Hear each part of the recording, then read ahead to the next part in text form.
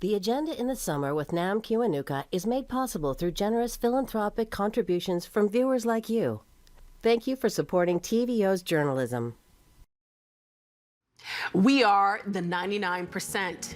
That was the chant in 2011 that helped put the issue of rising income inequality into the global zeitgeist. I'm Nam Kiwanuka. This week, we'll look back on a few of the significant events of the past decade as we cover people raising their voices in search of change. Tonight, Occupy Wall Street.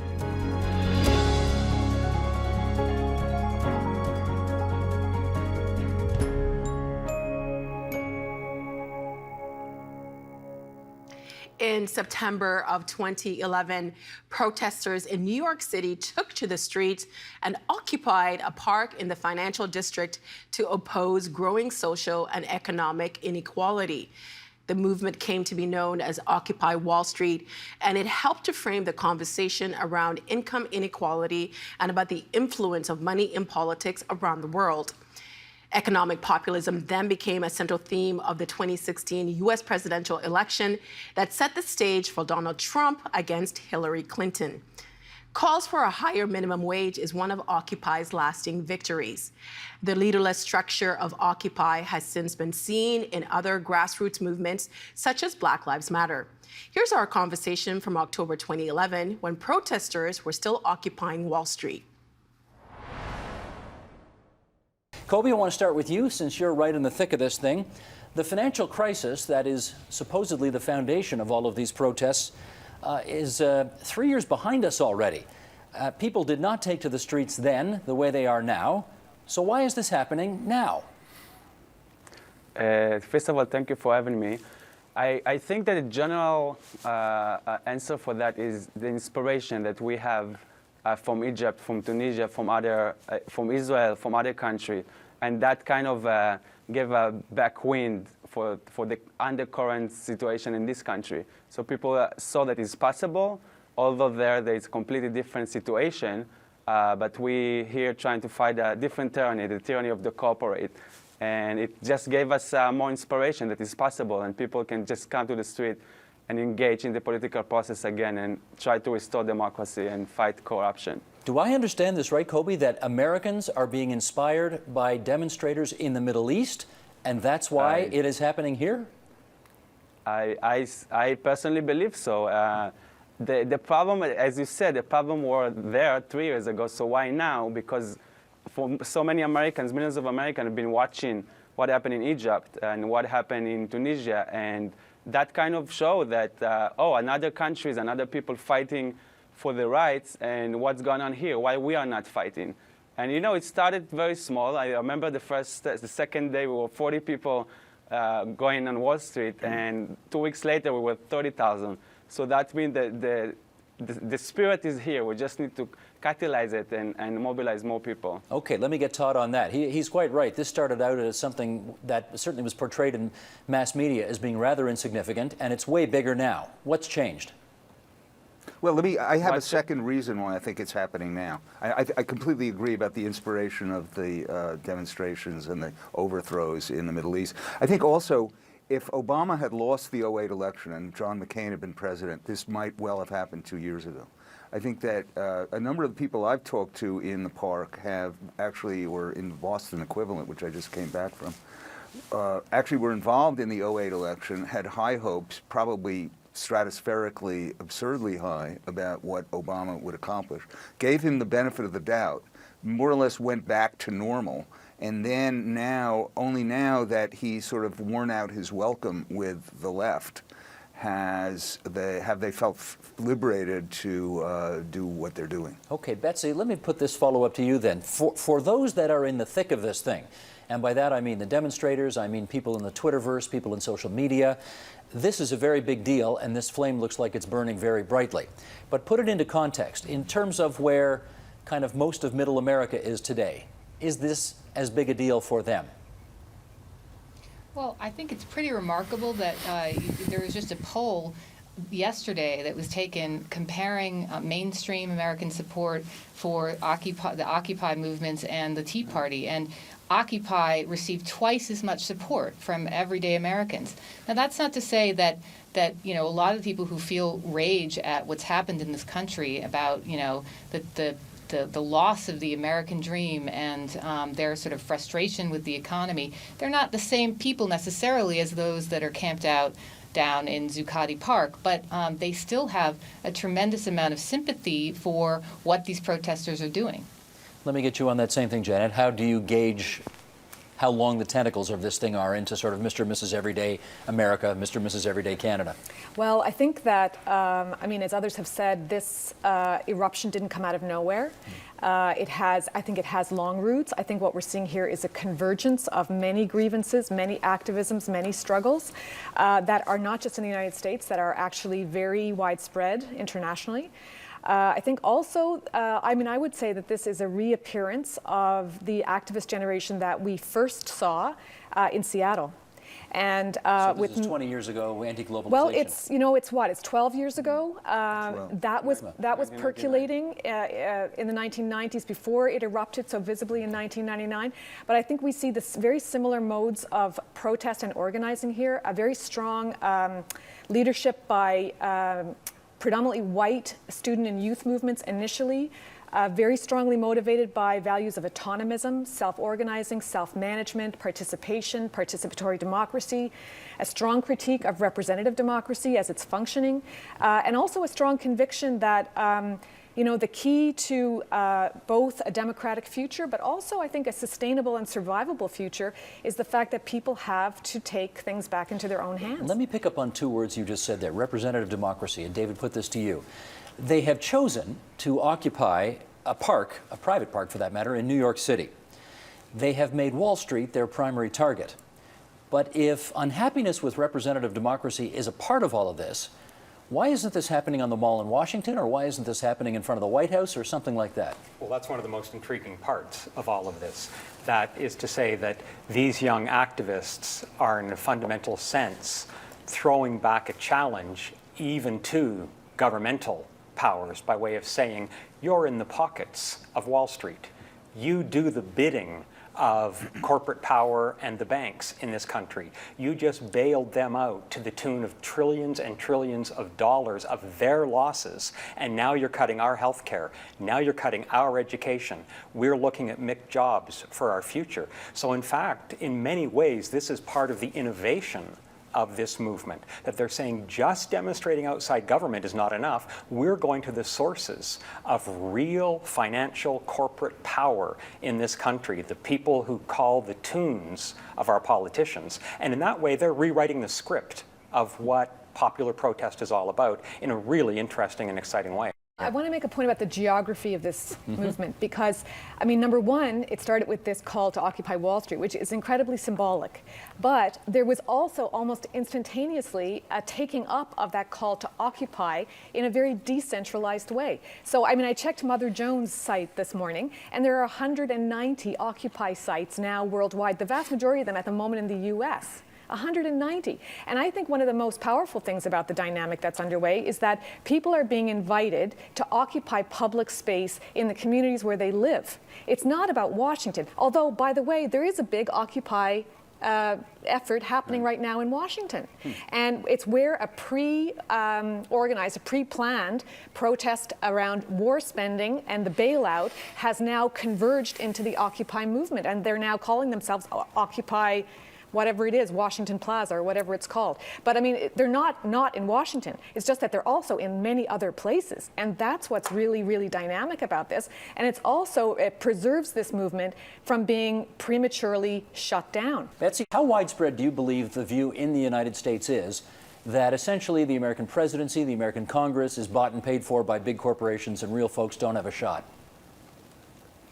Well, I think it's pretty widespread. If the level of support that the Congress gets, we always hear about how Obama is, tanking in the polls, but actually there's a very American people hold the Republican Congress in very, very low regard at this point. There's just not a lot of hope that Washington is going to deliver on its promises. Whether you're thinking about the Tea Party or the Democratic Party. So I think in that way, this was Occupy Wall Street was a really brilliant choice of target, because people had really begun to understand that the system was broken, and at the root of it, as Todd pointed out, is Wall Street, is the top 1%, and how their priorities through the whole system of campaign contributions, which was accelerated, unfortunately, by the Supreme Court decision in Citizens United.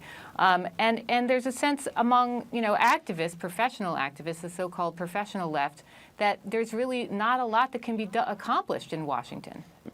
Betsy, the protesters say, though, we are the 99%.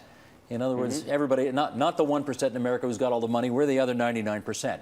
And I wonder, based on what you're seeing in the square, Betsy, how accurate does that reflect who's actually occupying Wall Street these days?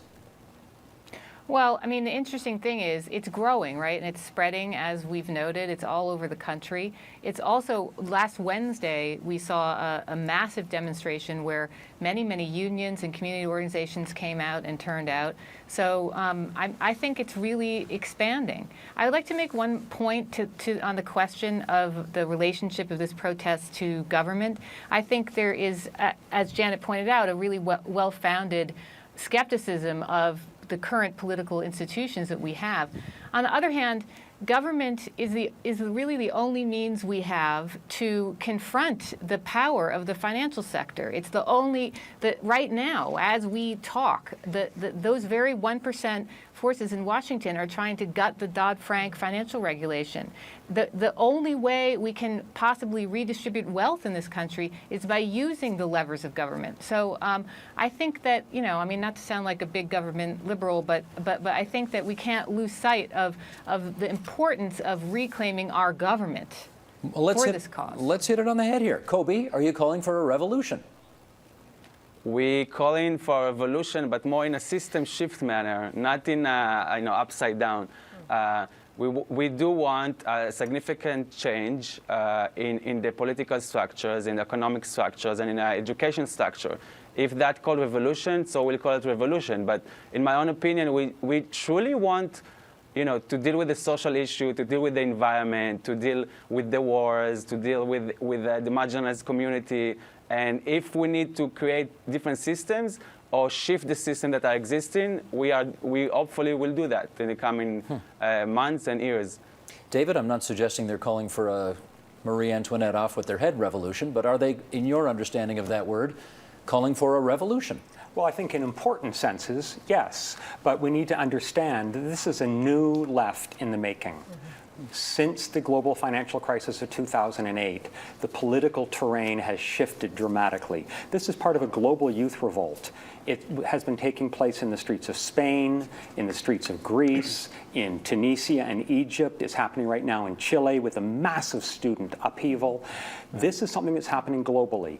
And as millions of young people mobilize and start to create new movements, they create also new political methods, new political organizations, new visions. And the vision which they're developing has a lot of revolutionary implications. But it's not going to look like the old revolutionary movements of different periods of time. This is a new era with a new way of inventing politics and creating a new left that speaks to our time, not based on perhaps outdated and outmoded models. And so, yes, there is something revolutionary about it, but at the same time, this is the birth pangs. That's why it's so unfair in some ways to say, is it representative of everybody yet? Well, it's a lot more representative than Wall Street, I'll tell you that. Or to say, could you run everything this way? That's not the question yet. The question is it possible for a movement like this to start to redefine what serious, popular, democratic politics might look like for a new era? Okay, given that question, Todd, how would you answer the question that David McNally just put? I'm sorry, could you restate that question? Well, if it's not exactly to replace Congress, but rather it is the beginning of a conversation to kind of deal with the issues that Congress should be dealing with, but doesn't because it's too corrupt, in their words, can they claim some victory on that? Well, the fact that we're having this discussion and that this is a dominant subject in this continent and elsewhere tells you already this is an amazing success in less than a month. But I think it's very important in these discussions that go on, which are necessary, absolutely necessary, that the occupiers do not make the mistake of thinking that everyone in the country is like them down the line. I completely agree that people are estranged from the political as well as the Wall Street domination. However, I think it's fair to say that there are many more people in what I would call the outer movement, those who joined what Betsy described as the march of unions and community groups and so on. There are many more people who actually want to stay in their homes than want to move to the park. I mean, I'll put that just as a symbolic statement of what's in play here. Most people want, like, Move On adopted as its slogan something about restoring the American dream. Most people want the American dream, which is not the same as the dream of, or certainly not identical to the dream of the people in the park. They want suburban houses, separate, individualized, consumerist. They don't want to stop consumption. They're angry that they've been deprived of the ability to consume. Now, I'm not saying that they're right or wrong. I'm just making an appraisal of the state of play. These are some of the players in the situation. I think there are many players in this situation. I think that underestimates how widely this movement is resonating into the mainstream. I mean, the poll that Betsy cited about the Occupy movement being twice as popular, having twice the public support as the Tea Party tells us that. I think that undoubtedly there are all kinds of constituencies where a movement like this hasn't yet reached. But when they raise these issues of economic equality, of political corruption, of foreclosures, of bad education, of poor housing, of racism in society, and so on, I think that's having a resonance that we should not underestimate.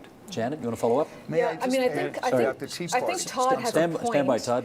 Janet, then Todd. Yeah, I think Todd has a point that's important to recognize. But I also want to say that... The point meaning that most people want to stay home. Well, I think that we can't assume that this automatically reflects the 99%. Okay, I think that's fair to say. But what I think is very interesting is that the occupiers, the activists, are resolutely non-sectarian. They're anti-sectarian. They're making a very, very majoritarian populist kind of appeal. They think that they represent actually the common good. Yes. Right? They're making a very strong appeal on that basis.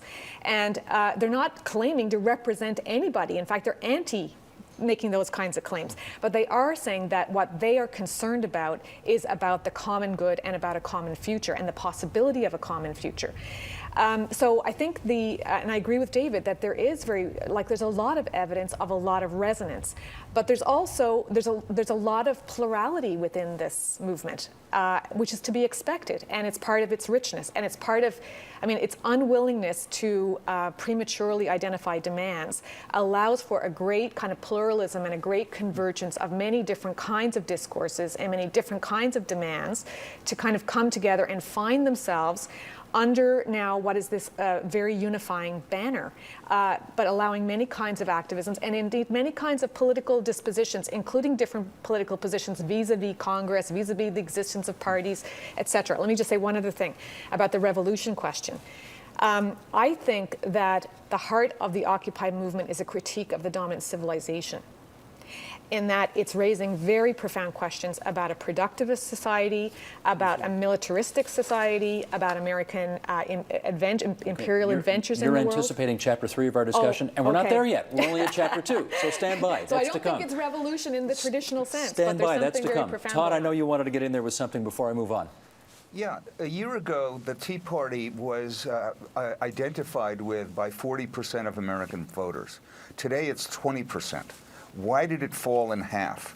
I think largely because people had largely delusional ideas about how the Tea Party spoke for them. And then when the Tea Party got some power and they saw what was actually going on here, what they saw was a right-wing Republican movement with its traditional bugaboos. And, they didn't like it so much. Only half of them like it. So the caution here is that, people may love what the movement is doing now, but they're not guaranteed to love it in a year. And doing politics, whether it's revolutionary politics or not, means thinking ahead of the game. We do this, they do that, then what happens? Not simply, we know the truth. Now, it's not a small thing that many people identify with the 99%, and I don't think it's necessarily important at all that there be a common set of demands from the occupations. But I do think it's important that everybody acting in this situation be mindful of a scenario to actually win, and having pure desires isn't enough. You're tisking here. Okay, all right, let's hear from Kobe, and then we'll hear what the tiskers in the studio have to say about that. Go ahead, Kobe. With all the respect to everybody, and truly, I'm just 30, and you all have much more experience than me. I don't feel you getting the spirit of the movement. We a little bit behind this discussion, at least the conversation that I'm involved in. We believe that it has to be a radical change in every aspect in society to face the problem that we're going to face. If it's the global shift in power that is extremely obvious, if it's the changing behavior to start tackle the climate change and the environment issue, and find solution for that, not necessarily from the government. If the government is not responsive, we the people need to find solution. And there's many solutions. I can give you an example later of just one working group finding ways to use the sun in developing software where to analyze the light in every window in the house, and then the computer will tell you what vegetables you can put in that window. We're talking about serious solution to the problem we face in humanity right now. So it's a little bit political, but much more than that. Okay, Janet, why the head shake and the tisk? Well, I just think that persistently focusing on the question of winning or on the question of success is setting this up in the wrong way. That this movement is about some more profound socio-cultural change, and that to be persistently trying to squash it into politics as usual really risks misrepresenting it. Problem is, we have in North America politics as usual and media as usual, and they're the ones who will frame this thing. Right? No, that is not true, in fact, because the media has been so far behind on this. I mean, it's the activists in New York and elsewhere that they are creating the discourses about this that the media has come along very late in the game and is trying to pick up on. Well, and that's why we're having this discussion, that there's such misunderstanding, I think, of what's going on there. David? Well, the media kept trying to fit it into all of its known slots. Okay, you have to look like this to get press. You have to look like this for us to take you seriously. But in fact, this movement, through its creativity and through its inventiveness, basically said, we're going to do it our way, and if we can generate momentum and a wider public understanding, we will become a story that you have to reflect. But we're not going to do it the way you want, with sound bites and the old-style press releases and so on. And that's something, the fact that the media doesn't get it doesn't make it illegitimate. It simply says that there's something new going on, there's a new language of politics, there's a new style of politics. And the media better figure it out. And the media's going to have to figure it out, because you know what? It's having a resonance in the mainstream anyway. Kobe, let me put this question to you if I can. The Tea Party started, and it was a very apolitical thing in the first place, but then the Republicans saw something and tried, many of them anyway, tried to hop aboard that train. And we're seeing the same thing here. There are some rather large unions that are trying to associate themselves now with your movement. There are some members of the Democratic Party that are trying to now associate themselves with Occupy Wall Street. What do you think about that? I think it's part of the problem, because when they see opportunity, we becoming a commodity. We becoming just people for voting, and then they can continue with their own agendas. It's reminding me, it's my own personal view, it reminds me that the corporation look at the numbers and look just in the quarterly figures. They're not looking at the human being behind the work. I believe we need everybody on board, to be honest. We want to non-violently transform society. We need all of them, but we don't want people to come in, which is happening right now. Organizers, coordinate organizers from other movements coming in and trying to push the movement toward their agenda. What's beautiful about it is that to do that? Sorry, Todd. They do have the I'm sorry. They do have Why the don't right. they have the right to do that if it's an open democratic movement? they do have the right 100%. This is what I'm trying to clarify. But it's a leaderless movement. So when I'm coming and I'm a one-person voice, that's wonderful. But if I'm coming and I'm getting my commands from the office of another movement, that is not democratic. It is democratic, sorry. 1 second. It is democratic, but we want transparency. If somebody engage with us, just let us know that you are organizer for another movement, and then we can have an awesome collaboration. Okay, Todd, your turn. Fair enough. I agree with that. But the march that Betsy described on October 5th consisted largely of people turned out by unions, by Move On, and by professional groups, student groups, others. They identified themselves. They had their signs. They had concrete demands. That was actually the bulk. I would call that the outer movement. And it's actually much larger. It's more numerous than the inner movement. I would love Now, those people, there may well be lots of arguments about tax, tax financial transaction, tax this, tax that, and so on. But they are also part of a movement, and a movement to win, whether it takes electoral politics seriously or not, can't simply represent the most romantic ideas, as noble and beautiful as they are, of the people in the parks. I've got a minute left here, and yes, Kobe, if you would. I've got a minute left here, and I'd like you to speak to what success would look like for your movement. So let me try to answer. We are part of hundreds of different movements that the basis, the value and principle based are what bring us together. We have different strategies. Everybody is welcome. The union, Move On, and every party. I just want to be clear about it.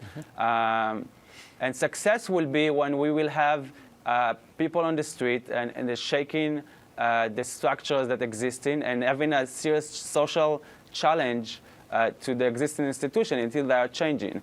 And I think it's a lifetime, it's a generational thing. I don't think it's a 1 month or 1 year. I hope that this movement will build and change society in a way that it builds in society. So when we have such a problem, we can be responsive and tackle them in a collective way. Okay. I want to thank all our guests for coming on the program today and having this discussion about this fascinating new phenomenon.